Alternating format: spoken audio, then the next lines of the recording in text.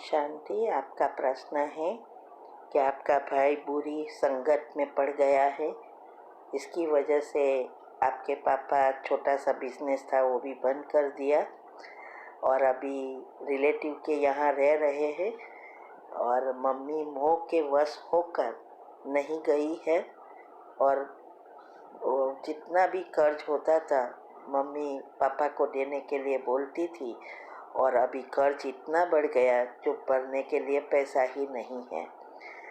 तो अभी पापा कह रहा है कि आप भी माना मम्मी को भी बुला रहे हैं कि पास हम घर रख कर अकेले भाई को अकेले छोड़ दो और आप यहाँ आओ, मैं छोटी मोटी नौकरी करके हम जी लेंगे। तो प्रश्न यह है कि क्या मम्मी को भी पापा के पास ये घर और भाई को छोड़ के अकेले चले जाना चाहिए, इससे वो और बिगड़ेगा तो नहीं? उत्तर है, देखो, पहले तो कर्म की गति को समझो। ये लड़का, ये आत्मा आई है उसके कर्म के हिसाब से, लेकिन मोह के वश होकर आपकी मम्मी ने और ही कर्ज बढ़ा दिया है। उसके पाप कर्म खींचती रही और अभी भी मोह के वश नहीं जा रही है। अभी सोचो कैसे घर चलेगा। दूसरा, बेटा अगर ऐसा है तो क्या उसको साथ देना चाहिए, ये उसको ही सोचना है। बाबा भी कहते हैं ना कि मोह छोड़ो, मोह ही बर्बाद कर रहा है खुद को और सारे परिवार को। इसीलिए आपकी मम्मी को आपके पापा से के साथ रहना चाहिए। याद रहे, पति पत्नी ही एक दूसरे को काम आता है, बच्चे कोई काम नहीं आने। उसमें भी ऐसे बुरे आदतें वाले बच्चे तो बर्बाद करके औरों को भी बर्बाद कर देता है। एक ऐसा ही एक केस हुआ था, मैंने कई बार बताया है कि यहाँ आनंद में एक लड़का था, बाजू की सोसाइटी में। वो एक अकेला ही लड़का था, कोई और संतान नहीं थी, तो बिगड़ गया था। जैसे आपने कहा मम्मी के कारण मोह होता है ना, तो इतना बिगड़ गया और उसके पापा बहुत बड़ी पोस्ट पे थे, पैसा भी था। कर्ज होता ही गया और वो और बिगड़ता गया। तो उसके पापा ने हिम्मत करके दोनों ने डिसाइड किया, भले मम्मी को थोड़ा दिन ऐसा लगा लेकिन पापा ने उसको घर से निकाल दिया। बोले कि आप कमा, अगर आपको कैसे कुछ भी करना है करो, लेकिन खुद के पैसे से, मेरे पैसे से नहीं।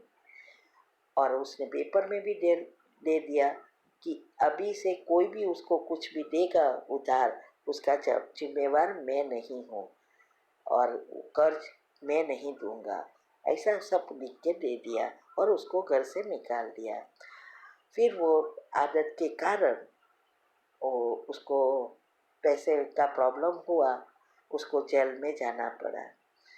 लेकिन उसकी जेल में जाने से अक्ल आ गई और फिर जेल से बाहर निकलने के बाद वो इतना अच्छा बन गया, खुद ने जॉब ढूंढी, सब कुछ किया, फिर पापा के पास आया।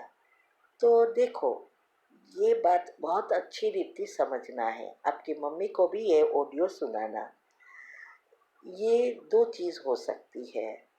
कई बार अगर हम उसके लिए अच्छे विचार चलाए और उसको इस मोह को छोड़कर उसको सबक सिखाना पड़ेगा, तभी वो शायद सुधर जाए, ऐसी परिस्थिति आए या बिगड़ जाए, फिर उसके कर्म पे आधारित। हम तो अपने कर्म ना बढ़ाए। दूसरा, वाइफ को हमेशा पति को ही सहयोग देना है, सपोर्ट देना है, तो दूसरे पाप से भी वो बच जाएगी। और इस उम्र में पति पत्नी को एक दूसरों का ही सहारा चाहिए। इसीलिए आपकी मम्मी को ये मोह छोड़कर आपके पापा को सपोर्ट देना है, नहीं तो वो भी टूट जाएगा। तो दोनों तरफ से दुखी होंगे और घर बर्बाद हो जाएगा। और ये घर को कुछ भी हो जाए, इसको सेल नहीं करना है। भले आपके भाई चले जाए, वो उसके कर्म है, लेकिन हम क्यों नए कर्म बांधे। याद रहे, कोई भी कर्म किसी को छोड़ता नहीं। किसी को बढ़ावा देना, बुरी आदतों से उसको छुड़ाने के बदले बढ़ावा देते रहते हैं और ही कड़े कर्म बनते हैं। तो कर्म की गति मैंने यूट्यूब पर रखी है, वो अच्छी रीति दोनों और समझो और योग के प्रयोग की विधि को समझकर अच्छे विचार चलाना सीखो, तभी आप किसी को सुधार सकेंगे। तो आपकी मम्मी को कहो, बाकी वो जाने, उसके कर्म जाने, लेकिन पापा को इस समय दुखी करना वो तो बहुत कड़े कर्म है। तो एक साइड पर भाई को बढ़ावा देकर कर्म बना रहे हैं, दूसरी साइड पर जिसके साथ रहना है, सपोर्ट देना है, उसके मन की नेगेटिविटी बढ़ाकर कड़े कर्म बना रहे हैं। अभी सोचना आपके ऊपर है, आपकी मम्मी के पर है। ओम शांति। ओम शांति। आपका प्रश्न है, धन सेवा सेंटर बनाने में देने से कैसे ज़्यादा पुण्य मिलता है, ये समझना है। उत्तर है, देखो, हर एक सेवा का फल मिलता है जिससे सूक्ष्म शरीर साफ होता है, लेकिन हर एक सेवा का फल परसेंटेज वाइज अलग अलग है। मुरली में रोज आता है कि बच्चे हॉस्पिटल कम यूनिवर्सिटी खोलो या स्कूल खोलो जहाँ आत्मा की ट्रीटमेंट होती है। तो ये धन सेवा बनाने की, सेंटर बनाने की सेवा में हम धन यूज़ करते हैं, उससे बहुत सारे फायदे होते हैं। इसकी मैंने 2 वीडियो बनाई है कि कैसे हम ऐसे सेवा करके दुआ प्राप्त कर हिसाब किताब तो करें और क्या फ़ायदा होता है, वो वीडियो आप सुनना। तो ये सेवा से क्या होता है, हम जो भी हमने ग्रुप में डाला है, वो सेंटर जहाँ सेवा अच्छी चलती है, लेकिन सेंटर बहुत छोटा या सुविधा नहीं। कई सेंटर तो ऐसे भी है जहाँ भोग बनाने का भी पैसा नहीं मिलते। तो ऐसे जगह पे अगर हम सेवा देते हैं तो जो बच्चे, बाबा के बच्चे हैं, रोज़ आते हैं, उसको भी सुकून मिलता है और इससे दुआ निकलती है। बहनें जो रहती है उसको भी अच्छा लगता है, सेवा में उमंग उत्साह भी बढ़ता है और वो भी दुआ मिलती है। और इस सब से जो वहाँ सेवा होती है, नए नए बच्चे आते हैं, बाबा का मैसेज मिलता है, ये सबसे बहुत दुआ मिलती है। इसीलिए हमने ये सेंटर बनाने के धन सेवा का ग्रुप खोला है। जो मैं कर रही हूँ वही बता रही हूँ। एक है हमारे जान पहचान वाले की जगह पर देना, या रोज़ सेंटर में जाते हैं वहाँ देना, और वो वहाँ देना ज़रूरी है। लेकिन दूसरा है जहाँ हम जानते ही नहीं हैं, ना सेंटर वाले को जानते, ना सेंटर वाले की बहनों को जानते, ना बच्चे को जानते, ऐसी जगह पर देते हैं, वो कम्प्लीटली निस्वार्थ हो जाती है। तो इससे भी बहुत दुआ मिलती है। तो ऐसे बहुत सारे फ़ायदे होते हैं। तो हम हमारे परसेंटेज निकाल कर उसका ज़रूर प्रैक्टिकल में करके अनुभव करना चाहिए। ठीक है। ओम शांति। जी, आपका प्रश्न है, स्लोगन समझना है, जिनका स्वयं पर व्यक्तिगत अटेंशन है वे अंतर्मुखी बन फिर बाहर मुक्ता में आते हैं, ये समझना है। उत्तर है, स्वयं पर अर्थात जो तीव्र पुरुषार्थी है, जिसको ये ज्ञान है, और वो जब पुरुषार्थ में अंदर की ओर जाता है, अपनी आत्मा पर अटेंशन रख आत्मा को शक्तिशाली या श्रेष्ठ बनाने का पुरुषार्थ करता है तो वो आत्मा अभिमानी नेचुरल बनता जाता है और अंतर्मुखी बन जाता है, बाह्य मुक्ता से दूर रहता है। इसीलिए उसकी एक आदत बन जाती है, क्योंकि हमारे सातवें चक्र के लेयर्स जो वाइब्रेशन से उत्पन्न होते हैं वो पॉजिटिव बन जाते हैं। तो हमारी ये गुण नेचुरल होने से हम कोई भी कर्म करते हैं तो हम सदा आत्मा अभिमानी स्थिति में स्थित रहते हैं, बाबा को से जुड़ते हैं। फिर बाह्य मुक्ता अर्थात जो भी हमें काम करना है, रोज बरोज काम तो करना ही पड़ता है, चाहे नौकरी है, चाहे घर का काम है, कोई भी चीज़ है, वो आत्मा अभिमानी स्थिति में स्थित होकर करते हैं तो वो उसका पुरुषार्थ और तीव्र हो जाता है।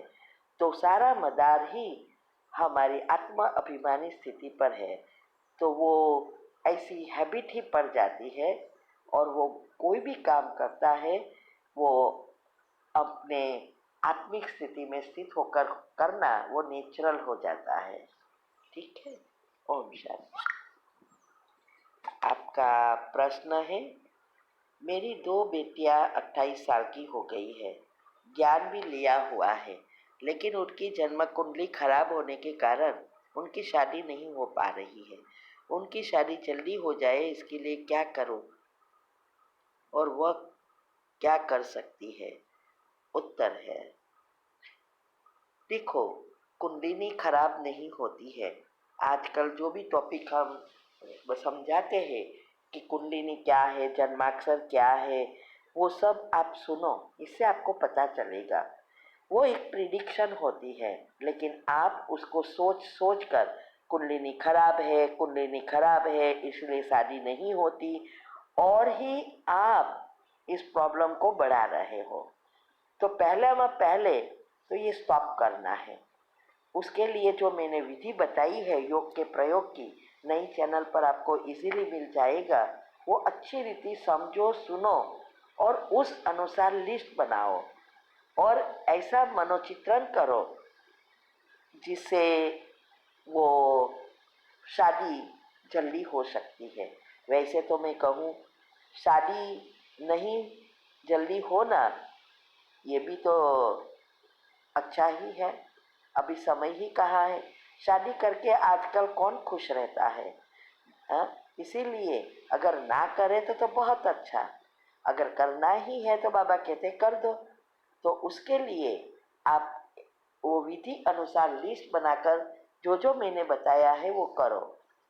फॉर एग्जाम्पल, आपको जैसे बेटियों की सारी सामने से मांग कर रहे हैं, लड़के वाले देखने आए, लड़के को लड़की पसंद आ गई, लड़की को भी लड़का पसंद आ गया, अब उसकी शादी तय हो गई और अभी मैरिज डेट फिक्स हो गई, मैरिज हो रहा है।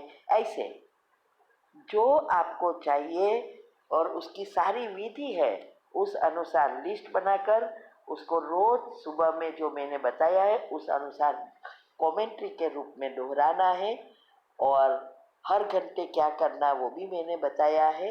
और बच्चे भी यही सोचे, घर में सब नेगेटिव नहीं सोचे, पॉजिटिव सोचेंगे और आपने अच्छी रीति विधि अनुसार किया होगा तो जरूर शादी हो जाएगी। ठीक है। ओम शांति।